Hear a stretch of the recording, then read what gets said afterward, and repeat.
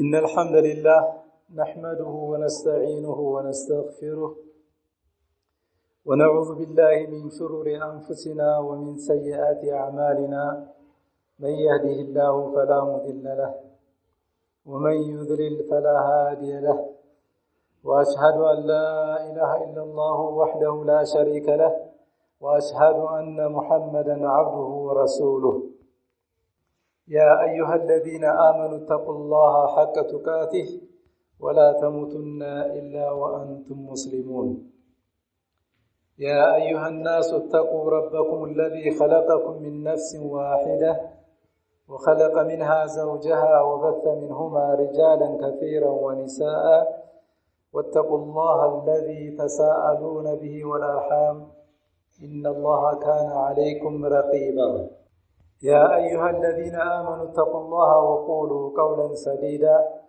يصلح لكم أعمالكم ويغفر لكم ذنوبكم ومن يطع الله ورسوله فقد فاز فوزا عظيما فإن أصدق الحديث كتاب الله وخير الهدي هدي محمد صلى الله عليه وسلم وشر الأمور محدثاتها وكل محدثة بدعة وكل بدعة ضلالة وكل ضلالة في النار ثم أما بعد فأوصيكم ونفسي بتقوى الله عز وجل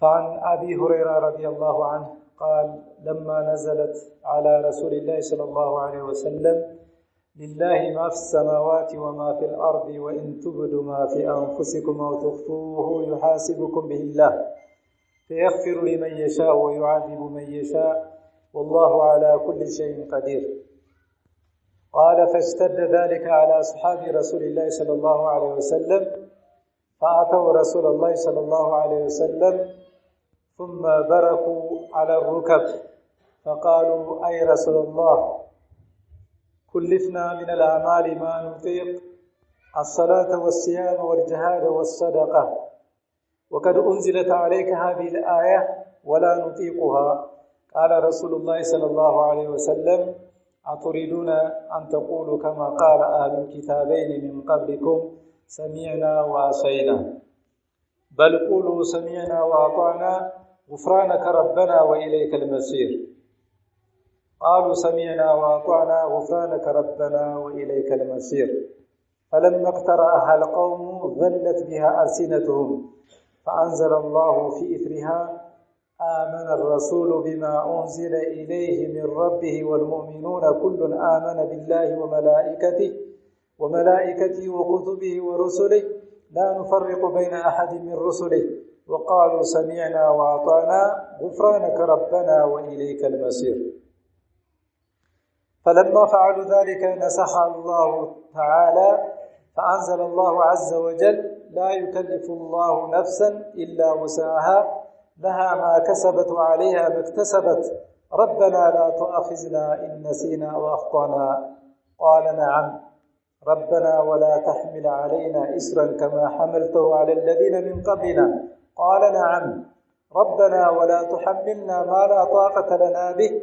قال نعم واعف عنا واغفر لنا وارحمنا أنت مولانا فانصرنا على القوم الكافرين قال نعم أخرجه مسلم وفي رواية أخرى قد فعلت بدلا من نعم بهذا الحديث دليل على أن الصحابة رضي الله عنهم كانوا يسارعون في الاستجابة لأوامر الله عز وجل وأوامر نبيه صلى الله عليه وسلم وقد أكرم الله هذه الأمة بما لم يكرم به من قبلها وثبت إيمان الصحابة رضوان الله عليهم وأحسن إليهم وأثنى عليهم بقوله آمن الرسول بما أنزل إليه من ربه والمؤمنون كل آمن بالله والملائكة وكتبه ورسله لا نفرق بين أحد من رسله وقالوا سمعنا وأطعنا غفرانك ربنا وإليك المصير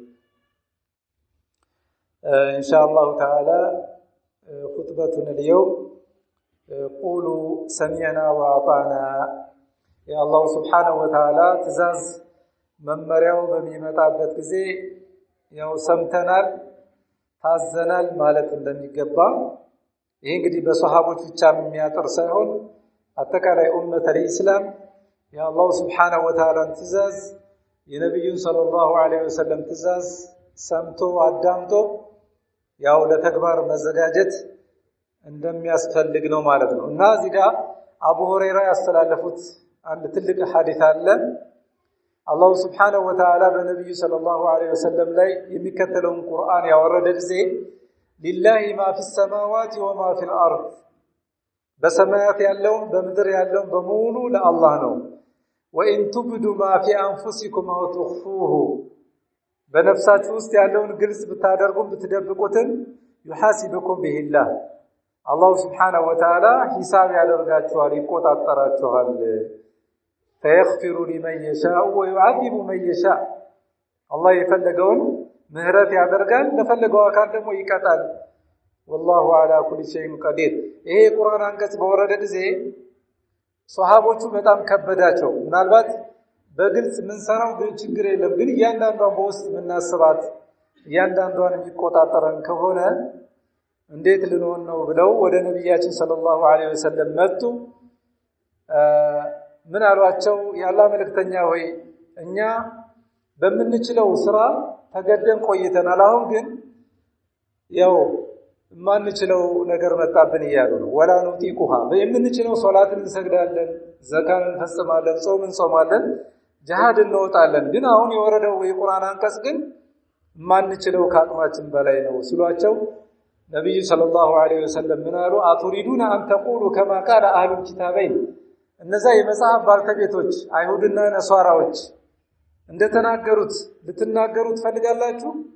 ምንድን ነበር ያሉት እነሱ? ሰሚዕና ወአሰይና ሰምተናል ግን ነቅፈናል አንታዘዝም ነበር ያሉት ማለት ነው። አድምጠናል ሰምተናል ግን አንተገብርም እንደዚህ ልትሉት ፈልጋላችሁ ያሏቸው። በል ቁሉ ሰሚዕና ወአጣዕና ይልቁንም በሉ ሰምተናል ታዘናል ብላችሁ በሉ አሏቸው ነብዩ ሰለላሁ ዐለይሂ ወሰለም ማለት ነው። غفرانك ربنا وإليك المصير إن بلوا አሏቸው። ቃሉ ሰሚዕና ወአጣዕና غفرانك ربنا وإليك المصير የሚለውን ይሄንን አሉ ማለት ነው ሷሃቦቹ ማለት ነው።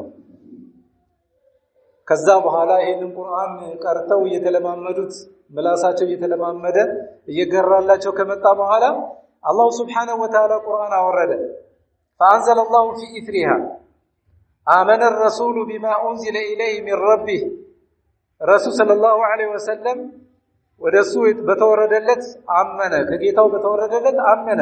ሙእሚኖችም አመኑ ሁሉም አመኑ በአላህ በመላእክታ በመጻሕፍቱ በረሱሎች لا نفرق بين أحد من رسلها ከመልእክተኞችም በአንድም መካከል አንለይም።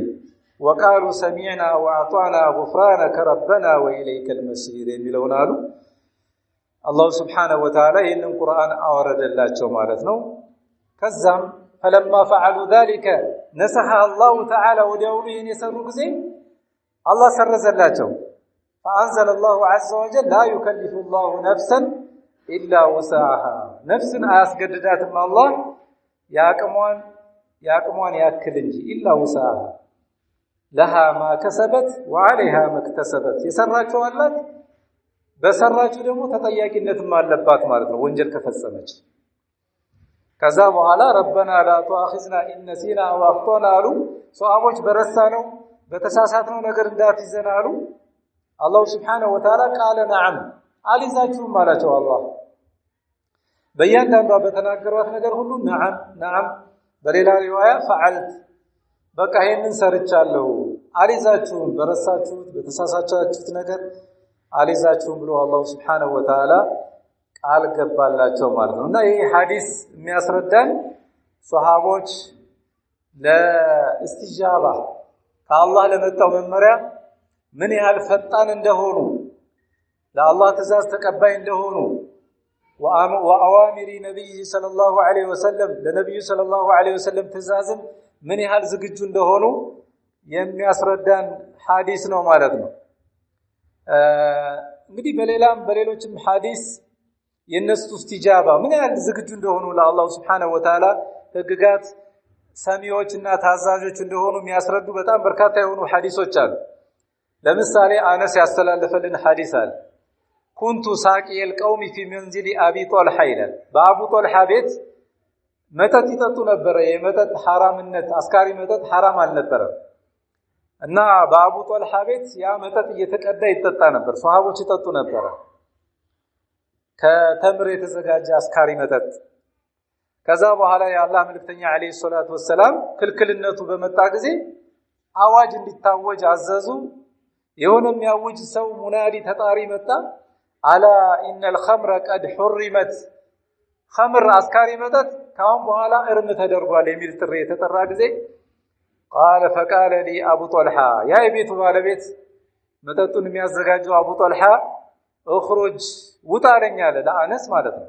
አነስ ብን ማሊክ የነብዩ ሰለላሁ ዐለይሂ ወሰለም ኸዳም አገልጋይ 10 ዓመት የኸደመው ማለት ነው። እኽሩጅ ውጣና ፈአሪክሃ፣ ድፈው የተዘጋጀው መጠጥ በጋን የተዘጋጀው በቆዳ የተዘጋጀው በሙሉ እንዲደፋ አዘዘ። ፈኸረጅቱ ወጣሁኝ፣ ፈሐረቅቱሃ ደፋሁታል። ፈጀረት ፊ ሲከኪል መዲና፣ በመዲና አውራ ጎዳናዎች ፈሰሰ ልክ እንደ ጎርፍ ሆኖ። ፈቃለ በዕዱል ቀውም ቀድ ቁቲለ ቀውሙን ወሂየ ፊ ቡጡኒሂም አሉ። የተወሰኑ ሰዎች ደግሞ የሆነ ብዥታ ተፈጠረባቸው። ምን አሉ? ይህን መጠጥ እየጠጡ የሞቱ ሰዎች እንዴት ሊሆኑ ነው ወንጀላቸው? አላህ ሱብሓነሁ ወተዓላ ቁርአን አወረደ። ለይሰ ዐለ ለዚነ አመኑ፣ በነዛ ባመኑ ሰዎች ወዓሚሉ ሷሊሓት፣ መልካም በሰሩት ሰዎች ላይ ጁናህ ኃጢአት የለባቸውም። ፊማ ጡዒሙ፣ ከዚህ በፊት ሳይከለከል በፊት በበሉት በጠጡት ነገር ምንም ወንጀል የለባቸውም የሚል የቁርአን አንቀጽ ወረደ ማለት። ወከዛሊክ ሴቶችንም ስንመለከት ሶሐቢያቶች ረዲየላሁ ዐንሁነ ወዐን አይሸተ ረዲየላሁ ዐንሃ ቃለት ምን አለች አይሻ? የርሐሙላሁ ኒሳአል ሙሃጅራቲል ኡወል፣ ከመካ ወደ መዲና የተሰደዱት ሙሃጅር ሴቶችን አላሁ ስብሓነሁ ወተዓላ ይማራቸው ምህረት ያደርግላቸው አለች። ለማ አንዘለላህ፣ አላህ ቁርአን ያወረደ ጊዜ ወሊየድሪብነ ቢኹሙሪሂነ ዐላ ጁዩቢሂነ የሚለው የቁርአን አንቀጽ በወረደ ጊዜ ማለት ነው። ይሄ ጉፍታዎቻቸውን ሂጃቦቻቸውን በአንገትጌዎቻቸው ላይ ያጣፉ ይሸፋፈኑ የሚለው የቁርአን አንቀጽ የወረደ ጊዜ ሸቀቅነ ሙሩጦሁነ ፈኽተመርነ ቢሃ፣ ምስኪኖች ድሃዎች ስለነበሩ የነበራቸውን ሁሉ ልብስ እየቀደዱ እንደ ሂጃብ መጠቀም ጀመሩ። መሸፋፈን ወዲያውኑ ፈጥነው ማለት ነው። እንደዚህ ነበሩ ሷሃቦች። ለዚህ ነው አላሁ ስብሓነሁ ወተዓላ ረዲየላሁ ዐንሁም አላህ ስራቸውን ወደደላቸው። ወረዱ ዐንሁ፣ እነሱም ከአላሁ ስብሓነሁ ወተዓላ የተሰጣቸውን ስጦታ ወደዱ ብሎ አላህ ስብሓነሁ ወተዓላ ያወደሳቸው በዚህ ምክንያት ነው። ስለዚህ የአላሁ ስብሓነሁ ወተዓላን ህግጋት ሰምተን ወደ ተግባር መቀየር ይኖርብናል ማለት ነው። ወከዛሊክ ወለማ ነዘለት ቀውሉላሂ ተዓላ፣ የአላሁ ስብሓነሁ ወተዓላ ቁርአን የወረደ ጊዜ ለን ተናሉል ቢረ ሐታ ቱንፊቁ ሚማ ቱሒቡን፣ ከምትወዱት እስከምትለግሱ ድረስ የበጎን ስራ ዋጋ አታገኙም የሚለው ቁርአን የወረደ ጊዜ ከምትወዱት ነገር እስካለገሳችሁ ድረስ ነፍሳችሁ ከምትፈልገው። ይሄ ቁርአን የወረደ ጊዜ አቡ ጦልሃ፣ ይሄ ቅድሙ እኮ ነው አቡ ጦልሃ ማለት ያ መጠጥ ሲቀዳበት የነበረው ቤቱ ማለት ነው። አቡ ጦልሃ ቆመ ኢላ ረሱሊላሂ ሰለላሁ ዐለይሂ ወሰለም፣ ወደ ነቢያችን መጣና ፈቃለ ያ ረሱለላህ ኢነላህ ተዓላ የቁሉ ፊ ኪታቢህ፣ አላሁ ስብሓነሁ ወተዓላ በቁርአን ውስጥ ለን ተናሉል ቢረ ሐታ ቱንፊቁ ሚማ ቱሒቡን እያለ ነው። ከምትወዱት ነገር ካለገሳችሁ የመልካም ስራን ዋጋውን አታገኙም የሚል ቁርአን ወርዷል። ስለዚህ ለእኔ በጣም ምርጥ የሆነው ገንዘቤ ሀብቴ በይሩሃ የሚባል የአታክልት ቦታ ከመስጂዱ ፊት ለፊት ነበረ። የጉድጓድ ውሃም ነበር። ነብዩ ሰለላሁ ዐለይሂ ወሰለም እዛ እየገቡ ውሃ ሁሉ ይጠጡ ነበረ። ይሄ አታክልት ቦታ ነው፣ በጣም የምወደው ንብረቴ አላቸው። ስለዚህ ይህንን ለአላህ ብዬ ሶድቄዋለሁ እና እንደፈለክ አድርገው፣ ከዛ የሚገኘውን ኸይር እፈልጋለሁ አላቸው። ከዛ ነብያችን ሰለላሁ ዐለይሂ ወሰለም በጣም ጥሩ ነገር ነው አሉ፣ አመሰገኑት። ይሄ በጣም ጥሩ የሆነ ተግባር ነው አሉና አወደሱት። አትራፊ የሆነ ገንዘብ ነው አሉት።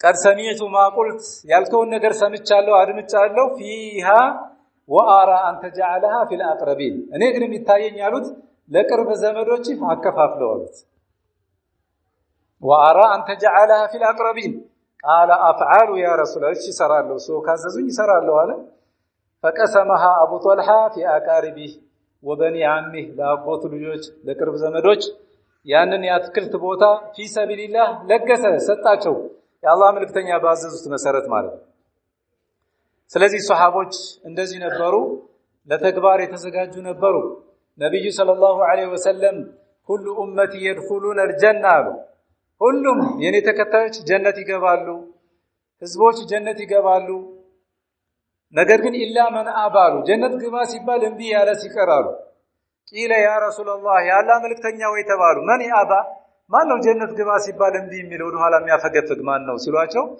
ቃለ መን አጣዓኒ دخل الجنه እኔን የታዘዘ ሰው ጀነት ገባ ወመን አሳኒ የኔን ህግ የጣሰ ደግሞ ፈቀድ አባ ያ ነው ጀነት ግባ ሲባል እንቢ የሚለው فالمفلح ስለዚህ ከእሳት የሚድኑት እነማን ናቸው من سمع واطاع يا الله ህግ የሰሙ የታዘዙ واستقام على الحق በሐቅ ላይ ቀጥ ያሉ ሰዎች ናቸው هم الفائز بالسعاده في الدنيا والاخره በምድራዊ ህይወትም ይሁን በወዲያኛው ዓለም ስኬታማዎች እነሱ ናቸው اقول ما تسمعون واستغفر الله لي ولكم فاستغفروه انه هو الغفور الرحيم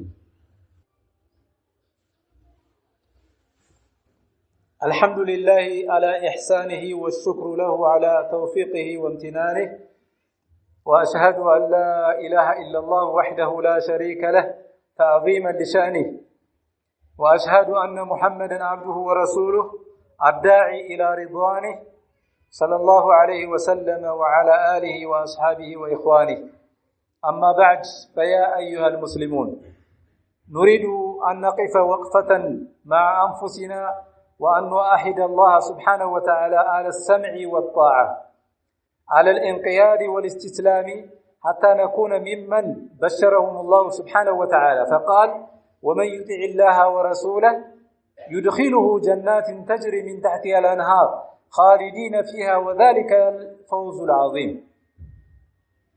ሁላችንም ቃል ልንገባ ይገባል ከአላህ Subhanahu Wa Ta'ala ጋር ቃል ልንገባ ይገባል በመስማትና በመታዘዝ የአላህን ህግ ሰምተን ተግባራዊ ለማድረግ የነብዩ ሰለላሁ ዐለይሂ ወሰለም መመሪያ ተከታይ ለመሆን ታዛዥ ለመሆን ሁለንተናችን ለመስጠት ቃል ልንገባ ይገባል ማለት ነው ምን ለመሆን حتى نكون ممن بشرهم الله سبحانه وتعالى الله ካበሰራቸው ሰዎች በጀነት ካበሰራቸው ሰዎች እንድንሆን ምን ብሏል አላህ ومن يطع الله ورسوله አላህንና መልእክተኛውን የታዘዘ يدخله ያስገባዋል جنات تجري ጀነቶችን ያስገባዋል የሚፈስባቸው የሆኑ من تحتها الانهار በስሮቿ ወንዞች የሚፈስባቸው አራት አይነት ወንዞች የማር ወንዝ የወተት የኸምር የውሃ አራት አይነት ወንዝ የሚፈስባቸው በስሮቻቸው ማለት ነው እንዲህ አይነት ድግስ አላህ Subhanahu Wa Ta'ala አዘጋጅቷል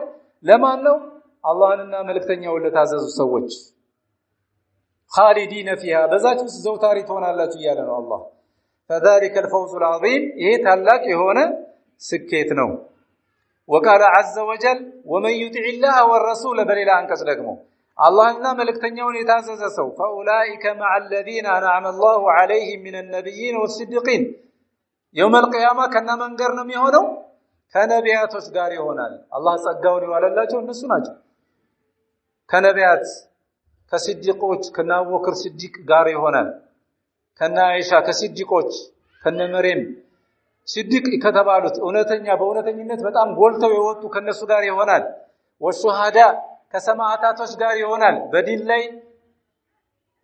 ታግለው የሞቱ ሰማዕታት ወሳሊሂን ከደጋግ ያላህ ባሮች ጋር ይሆናል ወሐሱነ ኡላኢከ ረፊቃ ከነዚህ ጋር ያለው ጉድኝት ምን ያማረ ጓደኝነት ነው የውመል ቂያማ ከነዚህ ጋር አብሮ የሆነ ሰው ስለዚህ መስፈርቱን ማሟላት ያስፈልጋል ከወዲሁ አላህንና መልእክተኛውን ለመታዘዝ ራሳችንን ማዘጋጀት ይኖርብናል ማለት በመጨረሻው ቃል Subhanahu Wa Ta'ala ومن يطع الله ورسوله ويخشى الله ويتقي له አላህንና መልእክተኛውን የታዘዘ ሰው እንደዚህ የፈራ የተጠነቀቀ فاولئك هم الفائزون እነዛ ስኬታማዎች እነዚህ ናቸው ፍላጎታቸውን የሚያገኙ ከሚፈሩት ነገር ድነው ጀነትን የሚወርሱት እነዚህ ናቸው ይላል አላህ Subhanahu Wa Ta'ala واسألوا ربكم الثبات على دينه والخوف من غضبه وما يجيب عقابه نعوذ بالله من موجبات غضبه وآلم عقابه نسأل الله عز وجل أن يلهمنا أجمعين